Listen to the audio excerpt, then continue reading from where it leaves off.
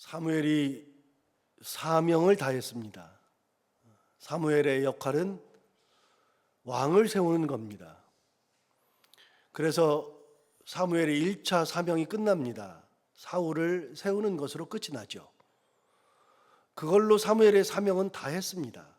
그런데 사울이 나중에 범죄하고 하나님을 떠나니까 하나님께서 사울을 폐하시고 왕을 다시 세워야겠다는 하나님의 생각으로 사울을 폐하고 다윗을 세우기 위해서 사무엘이 2차 사명을 또 감당합니다. 그래서 사무엘은 다윗을 세울 때 또 한 번 나오게 되죠.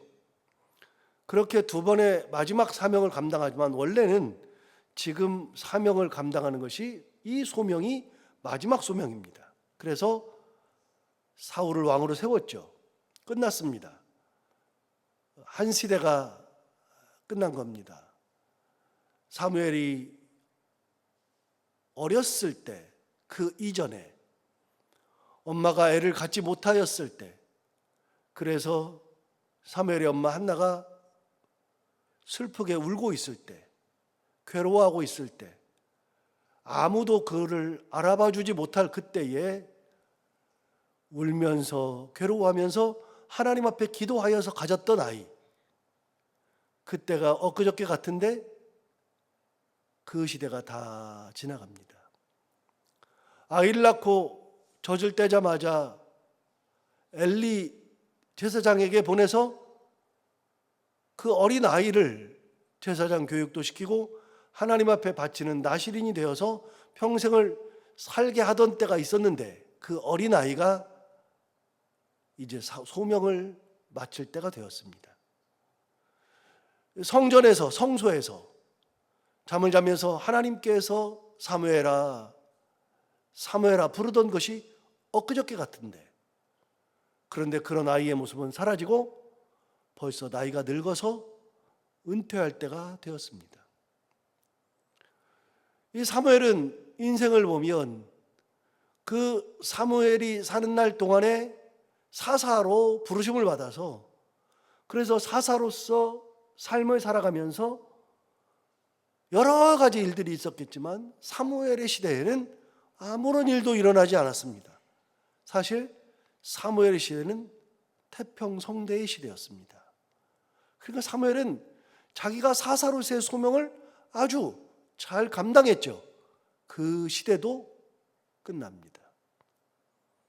그러니까 보면은 그 순간순간에 그런 일들이 있었던 것 같은데, 그런 순간순간의 일들이 어느 순간에 다 지나가고, 그리고 사무엘도 소명을 마칠 때가 된 거죠.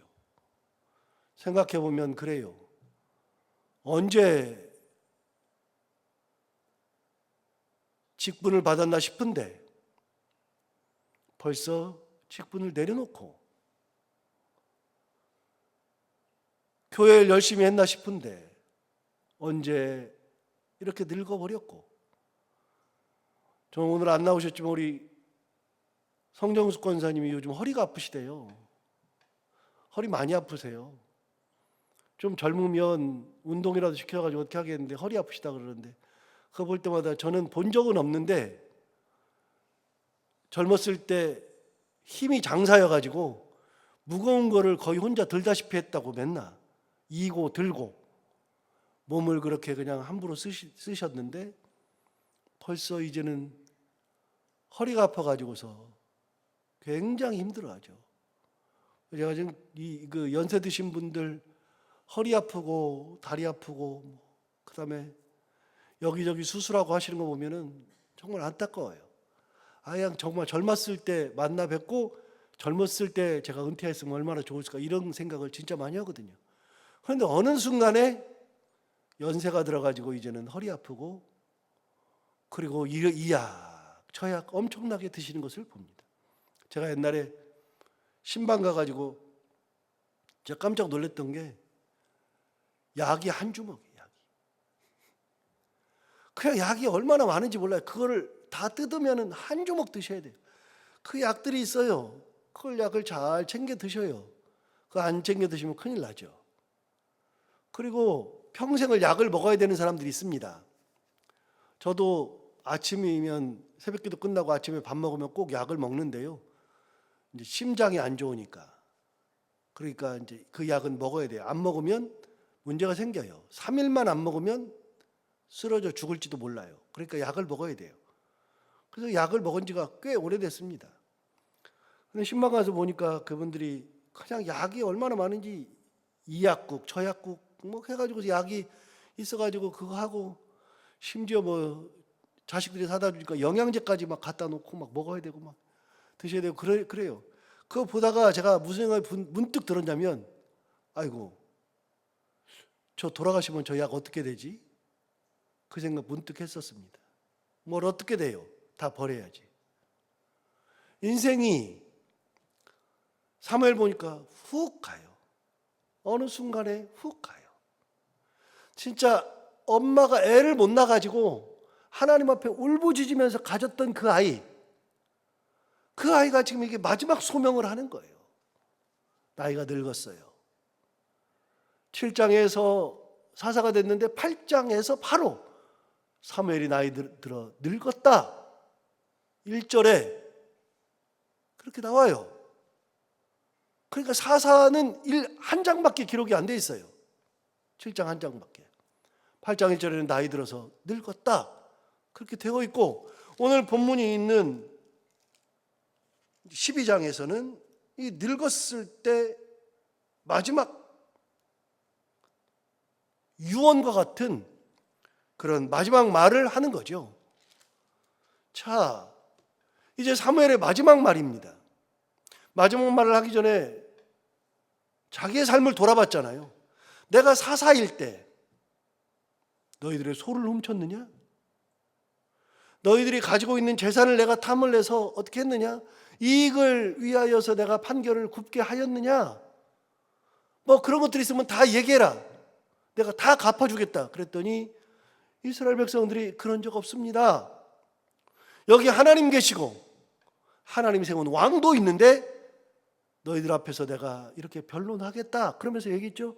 백성들은 그런 일 없습니다. 라고 얘기했어요. 그러니까 사무엘은 정말 하나님 앞에서 부끄러움 없이 살았어요. 한 가지, 자식 교육을 못 시켜가지고 자식이 잘못됐죠.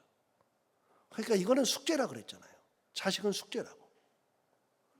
자, 그걸 한 다음에 이제 사무엘이 진짜 하고 싶은 얘기가 6절부터 나옵니다. 자, 6절 볼까요? 6절, 7절 이렇게 말합니다. 사무엘의 백성이 이르되 모세와 아론을 세우시며 너희 조상들을 애굽 땅에서 인도하내신 이는 여호와이시다. 뭔 얘기하냐면 사무엘이 첫 번째 얘기하는 거냐면 하나님 얘기하는 겁니다. 하나님 얘기하는 건데 무슨 얘기하는 거냐? 모세와 아론을 세우셨던 분 하나님. 너희 조상들을 애굽 땅에서 인도하내신 이 여호와. 그러니까 모세는 당대에 다윗이 나오기 이전이죠. 이스라엘이 백성들이 지금까지 가장 존경하는 사람은 다윗이지만 다윗 이전에 가장 귀하게 쓰임받았던, 지금 현 시점에서 가장 귀하게 쓰임받았던 인물 모세. 그럼 모세는 누가 세우셨느냐? 하나님이 세우신 것이다. 아론을 세우신 분도 하나님이시다. 당대의 모세는 나 같은 사람이 어떻게 해요? 그러고 막 얘기를 했지만 그 모세를 세우신 분이 하나님. 그리고 아론도 세우신 분이 하나님. 또 그들을 애굽 땅에서 인도하여 내신 분이 하나님. 이거는 미스터리 중에 미스터리예요. 왜요? 이스라엘 백성들이 애굽에서 나올 수가 없어요. 지난번에도 같이 살펴본 것처럼 이스라엘 백성들은요, 홍해 앞에 있을 때 뒤에서 애국군이 따라왔어요. 여러분, 홍해 앞에 있던 이스라엘 백성들은요, 남녀노소 다 합하면 200만 명이에요. 장정만 60만 명이에요. 우리나라 군인들이 60만 군인이라고 그랬거든요. 60만 명이라고 그랬거든요. 지금은 한 50만 명 좀 넘습니다. 우리나라 군인이 자꾸 줄어요. 애들이 없으니까 줄어요. 그래가지고서는 우리처럼 징병제, 지금까지 징병제잖아요. 무조건 군대 가요. 징병을 하니까. 그런데 옛날부터 모병제 얘기가 나왔다고요. 그건 뭐냐면 군인을 갈 때 국가에서 무조건 너는 나이가 됐으니까 와. 그게 아니라 내가 군에 가겠습니다. 직업군인 하겠습니다. 그래서 미국이 모병제잖아요. 미국은 징병을 안 하잖아요. 모병제를 해요. 그러니까 월급을 많이 주고 군인을 불러다가 이렇게 모아서 그래서 군대를 만드는 거. 그래서 우리나라도 모병제 얘기가 나온 지가 진짜 오래됐거든요. 그런데 그러면 나라가 망한다고, 군인들이 없으면 망한다고 그래가지고서는 징병제를 못 없애고 있어요. 그런데 여러분, 인구가 줄면 어쩔 수 없어요. 모병을 해야지. 월급을 많이 주고 모아야지. 어쩔 수가 없어요. 그런데 이런 일들이 있잖아요. 아무리 그래도 우리나라 군인이 50만 명 좀 넘습니다. 그런데 당시에 이스라엘의 장정이 60만 명입니다. 엄청나게 많은 수입니다. 그런데 그 60만 명이 애국군이 쫓아왔을 때 다 뭐라 그랬어요? 왜 애굽에 장지가 없어서, 매장지가 없어서 여기까지 와서 우리를 죽이려 하느냐? 막 그러면서 우리 다 죽게 생겼다, 돌아가자, 뭐 그렇게 얘기했던 때가 있었잖아요. 여러분, 60만 명이 그러고 있는데 쫓아오는 사람들이 그렇게 안 돼요. 그렇게 숫자가 안 돼요. 그래도 이스라엘 백성들은 애국 군인들을 무서워했습니다. 그런데 이스라엘 백성들이 싹 다 모여 있었잖아요. 그냥 다 모여 있었잖아요. 흩어져 있는 게 아니에요. 모여져 있으니까 힘이 세죠. 그럼에도 불구하고 무서워했는데요. 애굽에 있을 때는 다 흩어져서 맨날 노동만 했어요. 그래가지고서 어떻게 출애굽하는 것이 가능하지가 않아요. 그러니까 하나님께서 어떻게 하세요? 이스라엘 백성들을 모아가지고서 이 사람들의 힘을 기르고 이 사람들이 애굽 사람들과 전쟁해가지고서 빠져나오려면 하세월에 이게 불가능하죠. 하나님께서 어떻게 하셨어요? 바로에게 재앙을 내리셨잖아요. 하나님이 직접 바로에게 재앙 내리셔가지고 바로의 손에서 끄집어낸 거잖아요. 이스라엘 백성들이 한 게 뭐 있어요? 아무것도 없죠. 하나님이 바로와 직접 하신 거잖아요. 10가지 재앙을. 그리고 10가지 재앙을 딱 하니까 바로가 마지막에 버티다가 빨리 나가라. 그런데 여러분, 출애굽기를 우리가 공부해서 알지만 출애굽기에 보면 이스라엘 백성들에게 이 광야로 나가서 이제 우리를 출애굽시켜달라, 모세가 그렇게 얘기한 적이 없어요. 어떻게 했냐면 이렇게 얘기했어요. 처음에부터 이렇게 얘기했어요. 우리 백성이 사흘길을 가서 거기서 하나님께 예배하고 오게 해달라. 그러니까 사흘길 가서 예배만 하고 돌아오게 해달라 그랬는데 바로가 그렇게 사흘길 갔다가 도망가 버릴 것 같으니까 허락 안 해준 거예요. 여러분, 출애굽하겠다고 애굽을 떠나겠다고 한 적이 없어요. 그렇게 타협하기 시작했다고요. 그런데 나중에 이 사람들이 출애굽하잖아요. 이스라엘 백성들이 뭘 했어요? 아무것도 한 게 없어요. 그거를 위해서 하나님께서 모세와 아론부터 세웠어요. 그 모세와 아론을 세울 때 사람들이 아니 어떻게 모세를 세워? 이 사람은 살인자인데. 모세도 알았어요. 모세가 뭐라 그랬어요? 하나님, 나는 살인했습니다. 하나님, 나는 도망했습니다. 하나님, 나는 이제는 거기에 갈 수도 없습니다. 나는 나이가 80살입니다. 모세는요, 처음부터 하나님 앞에 나는 설 수 없다고 계속 얘기했던 사람이 모세예요. 그리고 80이라 그랬잖아요. 80은 시편 90편에 나온다 그랬잖아요. 시편 90편에 모세의 노래가 150편 중에 딱 하나 나오는데 모세가 했던 노래가 뭐냐? 그 중에 90편인가 92편인가 거기 10절인가 12절에 우리 연수가 70이요 강건하면 80이라도 그 연수의 자랑은 수고와 슬픔밖에 없다 얘기하잖아요. 여러분, 왜 모세가 우리 연수가 70이라 그랬어요? 모세가 당시에 노래할 때 연수가 70이래요. 그리고 그 당시에 평균 연령이 몇 살이에요? 70살이에요. 요즘 우리 그러잖아요. 끼껏 해봐야 100년 못 산다고. 100년 우리가 얘기하잖아요. 그런데 지금 뭐라고까지 나왔어요? 그저께 여러분 중국 전승절 때 그때 푸틴도 오고 김정은도 있었잖아요. 우리 뉴스 다 봤잖아요. 그때 들어가면서 뭔 얘기 하던가요? 그 사람들이 지금 평균 100살인데 앞으로 120살까지 살 거라고 자기들끼리 얘기하잖아요. 150년도 살 거라고 얘기하잖아요. 나중에 뭐라고까지 얘기해요. 이 장기를 다 갈아가지고 영생할지도 모른다고까지 얘기하잖아요. 여러분 나중에는요. 근데 이미 20년 전에요. 우리 인간은 120년 산다고 얘기했어요. 20년 전에. 그런데 옛날에 우리가 환갑잔치 하잖아요. 60세에. 왜 환갑잔치 했어요? 그전에 다 죽으니까요. 환갑 이전에 다 죽으니까요.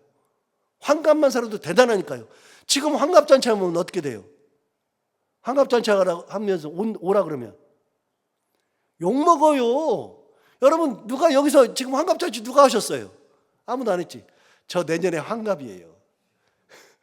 내년에 환갑잔치 다 오셔야 돼. 왜요? 어차피 주일날 저 만나니까.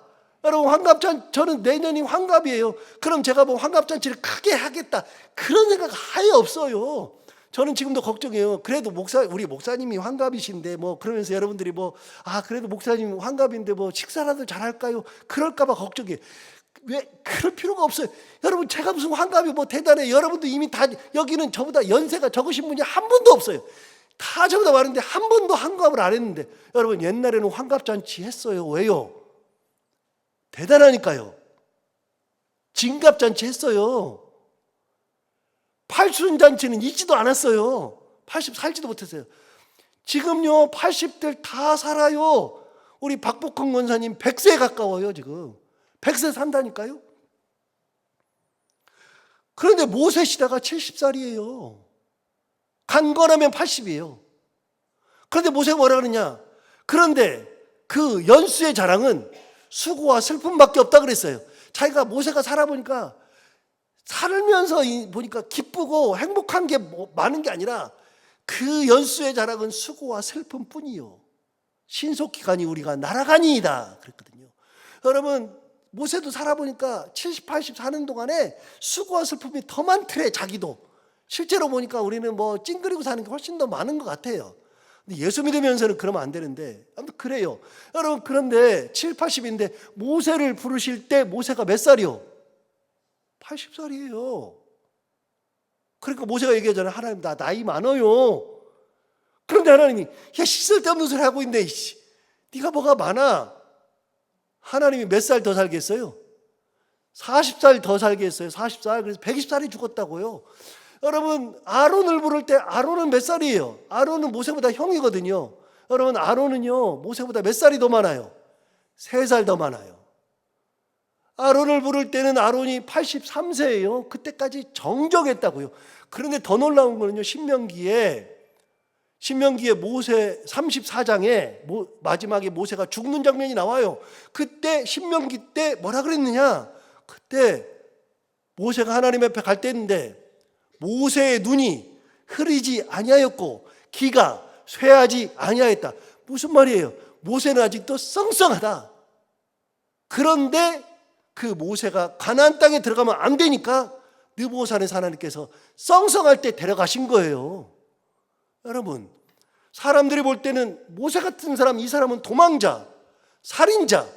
이 사람은 그래서 모세는요 진짜 재밌는 게 출애굽 갈 때 우리 나눴잖아요. 모세가 가가지고 80살에 양을 쳤는데 도망간 지 40년 됐어요. 결혼한 지 40년 됐다고요. 거기 가가지고 미디안 광야에서 미디안 땅의 제사장인 이드로라고 하는 장인 어른의 딸을 만났어요.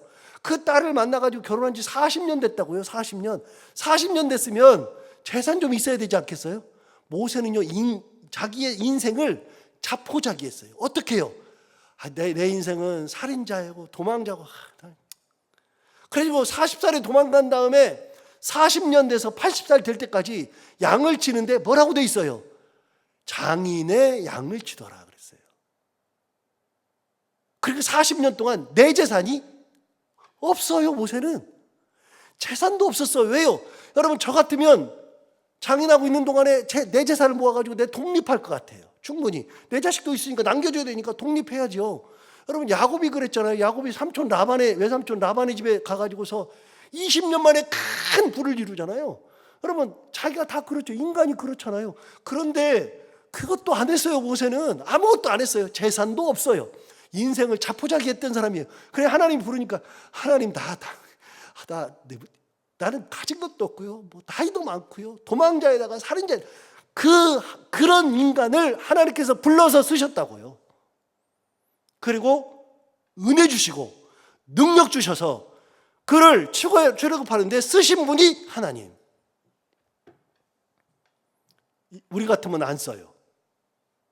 그런데 하나님이 모세와 아론을 부르시고 하나님이 쓰셨어요. 출애굽 말이 안 되는데 하나님께서 출애굽하게 하셨어요. 자, 첫 마디가 뭐예요? 사무엘이 하는 첫 마디. 저는 이게 첫 마디가 중요하다고 그랬잖아요. 항상. 첫 마디가 뭐예요? 첫 번째 얘기가 뭐예요? 잘 생각해. 자, 6절 보세요. 제가 지금까지 한 설교가 첫 번째 얘기라고요. 6절.